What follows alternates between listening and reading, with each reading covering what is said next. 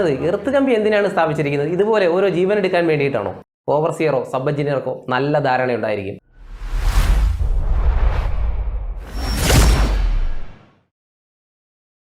രാവിലെ എഴുന്നേറ്റ് പത്രം എടുത്ത് നോക്കുമ്പോൾ നിരന്തരം കാണുന്ന ഒരു വാർത്തയാണ് കുട്ടി ഷോക്കേറ്റ് മരിച്ചു, ഗൃഹനാഥൻ ഷോക്കേറ്റ് മരിച്ചു, സ്ത്രീ ഷോക്കേറ്റ് മരിച്ചു. ഇതൊക്കെ എവിടെ വെച്ചിട്ടാണെന്നല്ലേ? കുട്ടി ചെന്ന് തെങ്ങിന്റെ മുകളിൽ കയറിയിട്ടോ ലൈൻ കമ്പിയിൽ തട്ടിയിട്ടോ അല്ലെങ്കിൽ ഒരു ട്രാൻസ്ഫോമർ ചെന്ന് വലിഞ്ഞു കയറിയിട്ടോ ഒന്നും അല്ല ഷോക്കേറ്റ് മരിച്ചത്. സ്വന്തം വീട്ടുമുറ്റത്ത് കളിച്ചുകൊണ്ടിരുന്നപ്പോൾ അല്ലെങ്കിൽ കൈ കഴുകാൻ പോയപ്പോൾ, ഈ അടുത്തിടയ്ക്ക് കണ്ടൊരു വാർത്തയാണ്, കൈ കഴുകാൻ പോയ കുട്ടി ഷോക്കേറ്റ് മരിച്ചു. എവിടുന്നാ? വീട്ടിൽ സ്ഥാപിച്ചിരിക്കുന്ന എർത്ത് കമ്പിയിൽ നിന്ന്. ഈ ഒരു വിഷയം എടുത്തൊരു വീഡിയോ ആക്കുന്നതിൽ എനിക്ക് നല്ലൊരു വിഷമമുണ്ട്. എങ്കിൽ പോലും പറയാതിരിക്കാൻ കഴിയാത്തത് കൊണ്ട് ഞാനൊരു വീഡിയോ ആക്കുകയാണ്. പലർക്കും ഈ വീഡിയോ കാണുമ്പോൾ ഒരു ബുദ്ധിമുട്ടുകൾ ഉണ്ടാകാം. എങ്കിലും എന്റെ വീഡിയോകൾ ഇഷ്ടപ്പെടുന്നവർക്ക് വേണ്ടിയിട്ട് ഞാനിത് അവതരിപ്പിക്കുകയാണ്. കുട്ടി ഷോക്കേറ്റ് മരിച്ചതും ഗൃഹനാഥ ഷോക്കേറ്റ് മരിച്ചതൊക്കെ സ്വന്തം വീട്ടിലെ എർത്ത് കമ്പിയിൽ നിന്നാണ്. എന്തുകൊണ്ട് എർത്ത് കമ്പിയിൽ നിന്ന് ഷോക്കേറ്റ് മരിക്കുന്നു?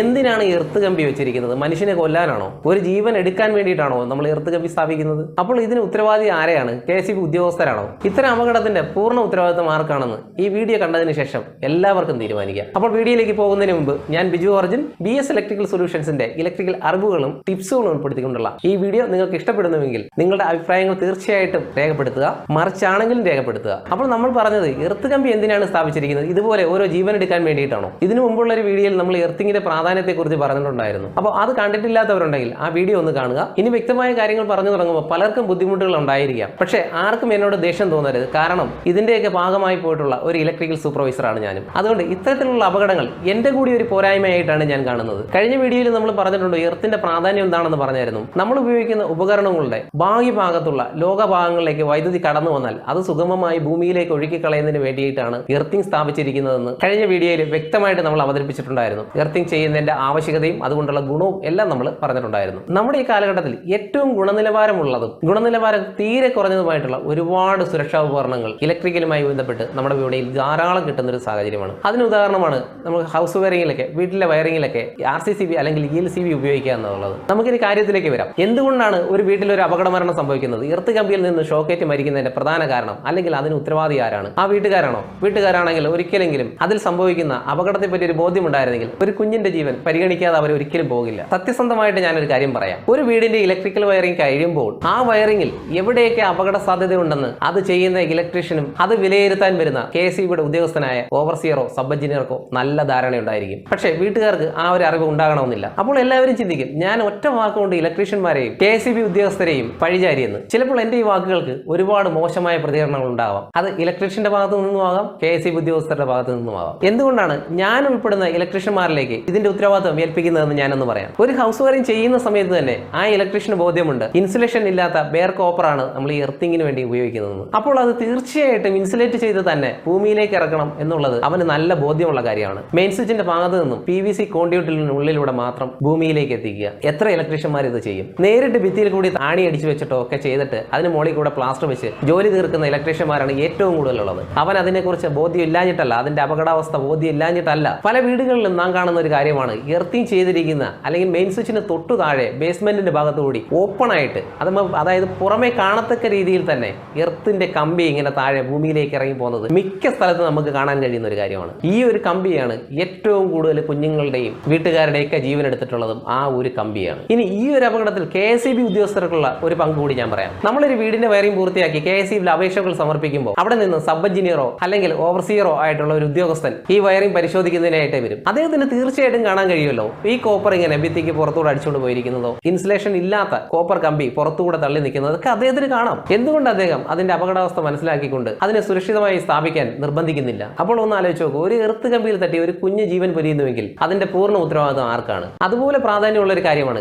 എർത്തിങ് ചെയ്യുന്നതും. എർത്തിങ് ചെയ്തിരിക്കുന്ന പൈപ്പിന്റെ മുകൾ വശം ഭൂനിരപ്പിൽ നിന്നും 20 മുതൽ 30 സെന്റിമീറ്റർ എങ്കിലും താഴ്ന്നതായിരിക്കണം. ഒരിക്കലും എർത്ത് പൈപ്പിന്റെ മുകൾ വശം ഭൂനിരപ്പിൽ നിന്നും ഉയർന്നു നിൽക്കരുത്. അതുപോലെ മറ്റൊരു കാര്യമാണ് എർത്തിങ് ചെയ്തിരിക്കുന്ന ഭാഗത്ത് വെള്ളം കെട്ടി നിൽക്കാതെയും കൂടെ സൂക്ഷിക്കുക. ഇത്രയും പറഞ്ഞു വരുമ്പോൾ എന്തുകൊണ്ടാണ് എർത്ത് കമ്പിയിലേക്ക് കറണ്ട് വരാനുള്ള സാഹചര്യം, അതുമൂലം എങ്ങനെയാണ് അപകടം ഉണ്ടാകുന്നത് എന്ന് നമ്മൾ കഴിഞ്ഞ ഒരു വീഡിയോയിൽ പറഞ്ഞിട്ടുണ്ടായിരുന്നു. അന്ന് നമ്മൾ പറഞ്ഞൊരു കാര്യം, നമ്മുടെ വീടുകളിൽ ഉപയോഗിക്കുന്ന അയൺ ക്ലാഡ് മെയിൻ സ്വിച്ചുകൾ അതിന്റെ കോണ്ടാക്ടറുകൾ ഘടിപ്പിച്ചിരിക്കുന്ന ഇൻസുലേറ്റർ തകരാറ് മൂലമാണ് ഏറിയ പങ്കും എർത്തിലേക്ക് വൈദ്യുതി പ്രവഹിക്കുകയും ഒരാളുടെ ജീവൻ എടുക്കുന്ന അവസ്ഥയിലേക്ക് വരെ എത്തുന്നത് ഈ മെയിൻ സ്വിച്ച് ഒറ്റ കാരണം കൊണ്ടാണ്. ഇത്തരത്തിലുള്ള ഒരു മാനുവൽ മെക്കാനിസം മോഡലിലുള്ള അയൺക്ലാഡ് മെയിൻ സ്വിച്ചുകളേക്കാൾ കൂടുതൽ ഗുണനിലവാരമുള്ളതും എന്നാൽ ഒരു അയൺക്ലാഡ് മെയിൻ സ്വിച്ചിന്റെ വില പോലും ആകാത്തതുമായ ഒരുപാട് സ്വിച്ച് ബ്രേക്കറുകൾ നമുക്ക് വിപണിയിൽ സുലഭമാണ്. പക്ഷേ എന്തുകൊണ്ട് ഇതൊന്നും ആരും സ്ഥാപിക്കുന്നില്ല? ഇലക്ട്രിക്കൽ ഉപയോഗിക്കുന്ന മറ്റ് എല്ലാ സാധനങ്ങളും ഏറ്റവും പുതിയതായിരിക്കണം, ഏറ്റവും നല്ലതായിരിക്കണം, ഏറ്റവും ഗുണനിലവാരമുള്ളതായിരിക്കണം എന്ന് ചിന്തിക്കും. പക്ഷേ ഉപയോഗിക്കുന്ന മെയിൻ സ്വിച്ച് മാത്രം പണ്ട് മുതലേ നമ്മളൊരു തലമുറകളായിട്ട് കൈമാറി വന്നിട്ടുള്ള അയൺക്ലാഡ് മെയിൻ സ്വിച്ച് ആണ് വിൽക്കുന്നത്. എന്തുകൊണ്ടാണ് ഇങ്ങനെ ചെയ്യുന്നത് എന്ന് ഞാൻ പറയാം. അയൺക്ലാഡ് മെയിൻ സ്വിച്ചിന് പകരം ഒരു ഐസൊലേറ്ററോ അല്ലെങ്കിൽ ഒരു MCBയോ സ്ഥാപിച്ചാൽ കേരളത്തിലുള്ള ഒട്ടുമിക്ക ഇലക്ട്രിക്കൽ സെക്ഷനിലും കണക്ഷൻ കിട്ടില്ല എന്നുള്ളത് സത്യസന്ധമായിട്ടുള്ള ഒരു കാര്യമാണ്. അത് എന്തുകൊണ്ടാണെന്ന് ഞാൻ ഉൾപ്പെടുന്ന ഇലക്ട്രീഷ്യന്മാർക്ക് ഇന്നും അറിയില്ല. എന്നാൽ ഏറ്റവും കൂടുതൽ ജീവൻ എടുത്തുകൊണ്ടിരിക്കുന്നതും ഈ അയൺക്ലാഡ് മെയിൻ സ്വിച്ച് തന്നെയാണ്. അതുകൊണ്ടാണ് ഒട്ടുമിക്ക ഇലക്ട്രീഷ്യന്മാരും അയൺക്ലാഡ് മെയിൻ സ്വിച്ചിന് പകരം MCBകളോ ഐസൊലേറ്ററുകളോ ഉപയോഗിക്കാൻ തയ്യാറാകാത്തത്. ഇങ്ങനെ അയൺക്ലാഡ് മെയിൻ സ്വിച്ചുകൾക്ക് പകരം MCCBയോ MCBയോ ഐസൊലേറ്റർ ഒക്കെ സ്ഥാപിച്ചിട്ടുള്ളത് KSEB ഉദ്യോഗസ്ഥർ ഇളക്കി മാറ്റിച്ചിട്ട് പകരം ആ പഴയ മോഡൽ അയൺക്ലാഡ് മെയിൻ സ്വിച്ച് തന്നെ സ്ഥാപിക്കാൻ നിർബന്ധിതരായിട്ടുള്ള ഒരുപാട് ഇലക്ട്രീഷ്യന്മാർ ഉണ്ടാവും. ഒരു വീടിന്റെ ഇലക്ട്രിക്കൽ വർക്ക് ചെയ്യിക്കുന്നവരും ഇലക്ട്രിക്കൽ വർക്ക് ചെയ്യുന്നവരും അത് ഇൻസ്പെക്ഷൻ ചെയ്യുന്ന ഉദ്യോഗസ്ഥരും നമ്മൾ എപ്പോഴും ശ്രദ്ധിക്കേണ്ട ഒരു കാര്യം, നമുക്ക് ഇലക്ട്രിക്കൽ ആക്ട് മാത്രമല്ല നോക്കേണ്ടത്, അവിടെയുള്ള മനുഷ്യരുടെ ജീവനും കൂടെ അതിനൊരു സുരക്ഷയും കൂടാണ് നമ്മൾ നോക്കേണ്ടത്. ഓരോ നാളും നമ്മൾ അപ്ഡേറ്റഡ് ആയിക്കൊണ്ടിരിക്കുകയാണ്. ശരിക്കും ഇങ്ങനെയുള്ള ഇലക്ട്രിക്കൽ അപകടങ്ങൾക്ക് കാരണം തന്നെ നമ്മൾ അപ്ഡേറ്റഡ് ആവാത്തതാണ്. അതുപോലെ തന്നെ പ്രാധാന്യമുള്ള ഒരു കാര്യമാണ് ELCB അല്ലെങ്കിൽ RCCB ഒക്കെ സ്ഥാപിക്കുക എന്നുള്ളത്. ഒരു ഇലക്ട്രീഷ്യൻ വീടിന്റെ ഇലക്ട്രിക്കൽ ജോലികൾ പൂർത്തിയാക്കി അതിന്റെ കംപ്ലീഷൻ റിപ്പോർട്ട് കൊടുക്കുന്നതിനോടൊപ്പം അവിടെ സ്ഥാപിച്ചിരിക്കുന്ന RCCBയുടെ അല്ലെങ്കിൽ ELCBയുടെ ഒരു ടെസ്റ്റ് സർട്ടിഫിക്കറ്റ് കൂടി അതിനോടൊപ്പം കൊടുക്കാറുണ്ട്. സാധാരണ രീതിയിൽ ഈ RCCB സ്ഥാപിക്കുന്ന അല്ലെങ്കിൽ ELCB സ്ഥാപിക്കുന്നത് വീടിനുള്ളിൽ സ്ഥാപിച്ചിരിക്കുന്ന ഹാളിലോ മറ്റെവിടെയെങ്കിലും സ്ഥാപിച്ചിരിക്കുന്ന ഒരു ഡിസ്ട്രിബ്യൂഷൻ ബോക്സിനകത്തായിരിക്കും. ഈ ഇലക്ട്രിക്കൽ വർക്കുകൾ ചെയ്യുന്ന ഇലക്ട്രീഷ്യനോ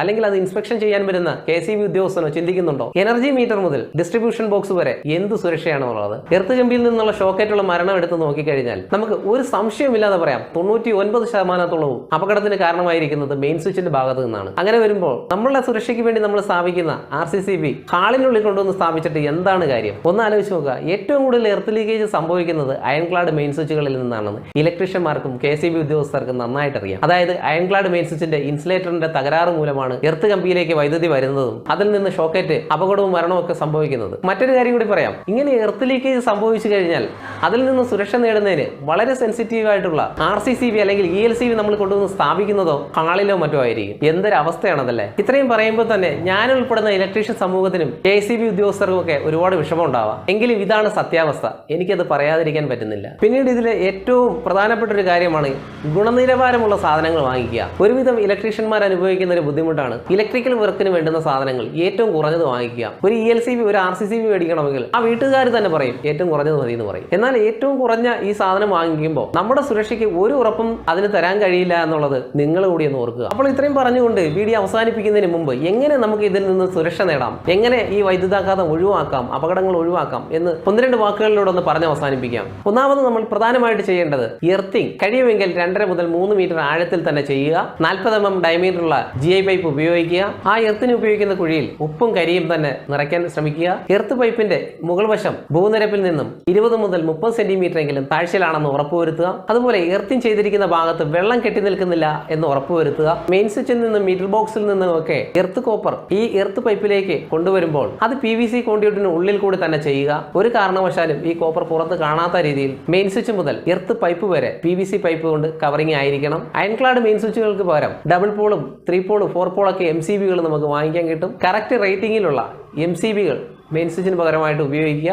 MCCBയും ഉപയോഗിക്കാം. എർത്ത് ലീക്കേജ് പ്രൊട്ടക്ഷന് വേണ്ടി ഉപയോഗിക്കുന്ന ELCB അല്ലെങ്കിൽ RCCB സ്ഥാപിക്കുന്നത് KSEBയുടെ എനർജി മീറ്റർ കഴിഞ്ഞ് തൊട്ടടുത്ത് ELCB അല്ലെങ്കിൽ RCCBയുടെ സുരക്ഷ ഉറപ്പുവരുത്തുക. ഇത്രയും ശ്രദ്ധിച്ചാൽ തന്നെ വൈദ്യുത അപകടങ്ങളും എർത്ത് കമ്പിയിൽ നിന്ന് ഷോക്കേറ്റുള്ള അപകടവും മരണവും ഒക്കെ നല്ലൊരു ശതമാനം നമുക്ക് ഒഴിവാക്കാൻ പറ്റും. മിക്കയിടത്തും നമ്മൾ കാണുന്ന ഒരു പ്രവണതയാണ് വയറിങ്ങിന്റെ എർത്തിങ് സ്ഥാപിച്ചിരിക്കുന്നതിന് തൊട്ടടുത്തായിട്ട് തന്നെ വാട്ടർ ടാപ്പുകൾ സ്ഥാപിക്കുക. അതും നമുക്ക് അപകടം ക്ഷണിച്ചു വരുത്തുന്ന ഒരു കാര്യമാണ്. വൈദ്യുത അപകടങ്ങളുടെ കാരണങ്ങളും മനസ്സിലാക്കുകയും അതിന് പരിഹാരമായി പറഞ്ഞിരിക്കുന്ന നിസ്സാരപ്പെട്ട കുറച്ച് കാര്യങ്ങൾ പ്രാവർത്തികമാക്കുകയും ചെയ്താൽ ഇങ്ങനെയുള്ള ഒരു അപകടം ഉണ്ടാകാനുള്ള സാധ്യത വളരെ കുറവായിരിക്കും. നമുക്ക് ആരുടെ മുകളിലും പഴിചാരേണ്ട ഒരു അവസ്ഥ വരില്ല. KSEB ഉദ്യോഗസ്ഥരെ കുറ്റം പറയേണ്ട കാര്യമില്ല, ഇലക്ട്രീഷ്യനെ കുറ്റം പറയേണ്ട കാര്യമില്ല. നമ്മൾ സ്വയം അതിന്റെ ഉത്തരവാദിത്വം ഏറ്റെടുക്കേണ്ട ഒരു അവസ്ഥയും വരില്ല. ഇലക്ട്രിക്കലിൽ ഇത്തരം കാര്യങ്ങൾ മാത്രം ഒന്ന് ശ്രദ്ധിച്ചാൽ നമുക്ക് വലിയ അപകടങ്ങൾ ഒഴിവാക്കാം. അപ്പോൾ നമുക്ക് പുതിയൊരു വീഡിയോ ആയിട്ട് വീണ്ടും വരാം. നിങ്ങളുടെ അഭിപ്രായങ്ങൾ തീർച്ചയായിട്ടും അറിയിക്കണം. അത് നെഗറ്റീവ് ആണെങ്കിലും പോസിറ്റീവ് ആണെങ്കിലും. നന്ദി.